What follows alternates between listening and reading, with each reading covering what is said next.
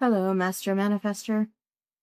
I almost didn't do this video today, and it's funny because it's one of my favorite subjects, but it's also kind of the reason why I almost didn't do this video today.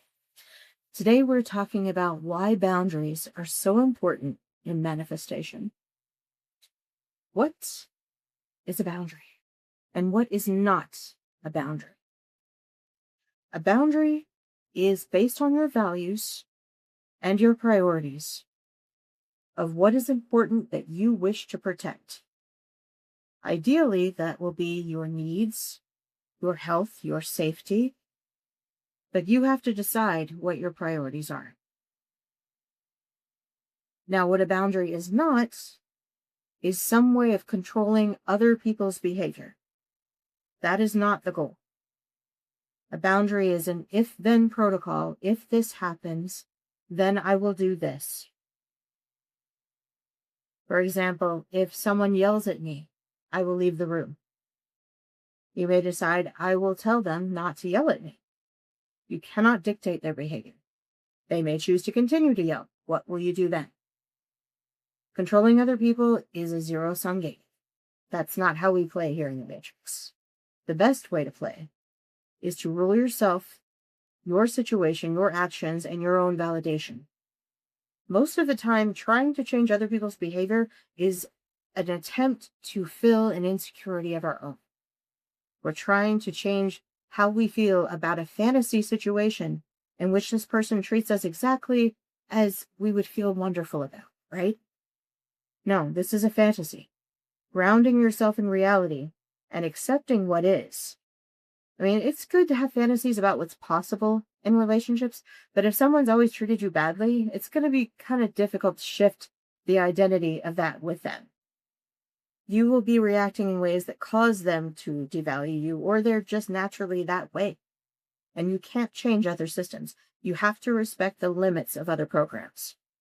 They don't always understand the things you understand, and you don't always understand the things they understand. This is balance. And this is also alignment. So your baseline state of your nervous system, this is what dictates most of what you manifest. Most of what your experience is in reality is dictated by your baseline of dopamine, of stress hormones, of everything your body is signaling to you is going on with your state, with your situation, and how it's interpreting what you're experiencing in events. Now, the best way to set up boundaries that actually work is to make sure you have safety outlets. You always want to look for safety and autonomy, safety and freedom. This is the way to manifest. This is the way to self-regulate. This is the way to calm a nervous system. And at the end of this video, I'm also going to talk about a very simple solution, an easy psychological method many people have used to calm the nervous system immediately. So stay tuned for that. Now, why is the boundary so important to be able to manifest? Well, it costs a lot of energy to worry about other people's things. It costs a lot of energy to focus your attention. Your brain uses a lot of energy. It uses so much energy. And when you're trying to focus on creating a new state and a new identity, it's really easy to get stuck in those fantasy identities that aren't real. I mean, some people can compromise with you and they can work it out. A lot of people are not going to like it when we change. They're not going to enjoy that very much at all. And you're going to have to accept that that's how they feel about it. Their feelings, their thoughts may make you feel a certain way, but they're not actually your business.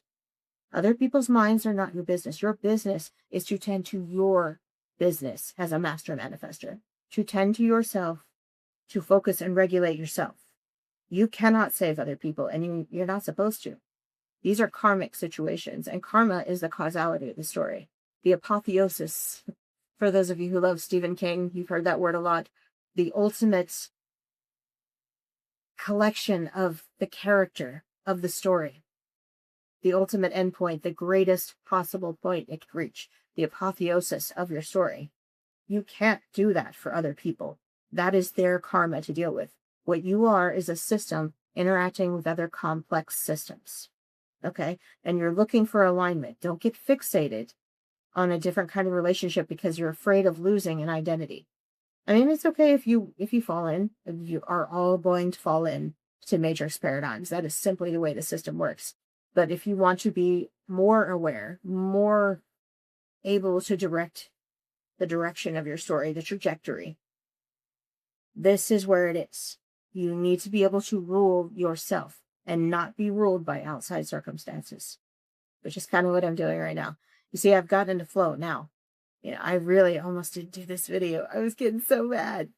But now, see, we're here and everything's working out. And it may not look perfect because I didn't even test it. I'm not even sure if this thing is on. I sure hope so. But, you know, protecting your energy is not the only thing. Holding a steadfast state is how you manifest that experience that you want. That identity, that person that is you, that predictive program that is bringing you the experiences you want, the feelings you want, the emotions and sensations and the interactions that you want. You have to open up to that, and you have to let go of what's not aligned with it. And it can be really hard. I mean, it can feel like your entire world is falling apart, because anytime you have an ego death like that, especially if it's been a long relationship, very established, of any kind, it doesn't matter what kind of relationship. It could be family, it could be romantic, it could be work relationship, it could be business, it could be anything. It could be your neighbor, and just that tiny interaction holding your state down. But you also need to be discerning of what you need, what your system needs in this moment. And remember, it changes over time. So you need to assess boundaries as they go, as you go on through the story, to hold that steadfast state.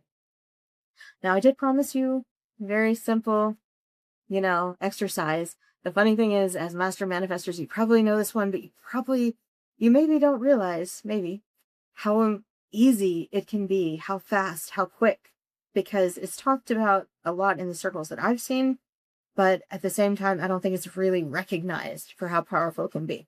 So I'm going to explain it in a little bit more detail. This is the breathing method of box breathing. Okay. This is where you breathe in slowly for 4 seconds. You hold for 4 seconds. And you exhale for 4 seconds. Then you hold for 4 seconds.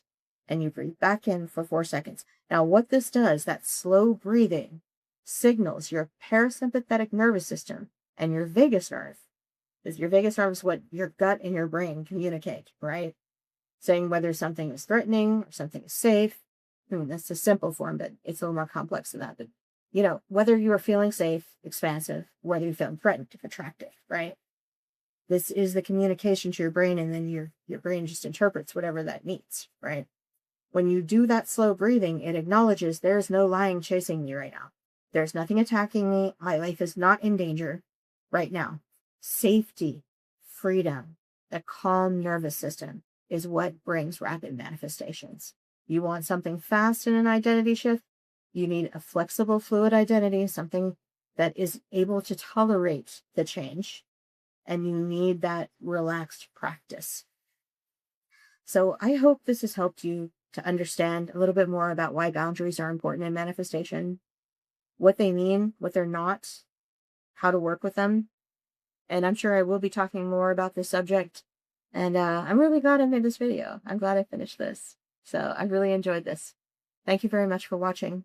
Please like and subscribe, and sign up for the Method Muse newsletter in the description below.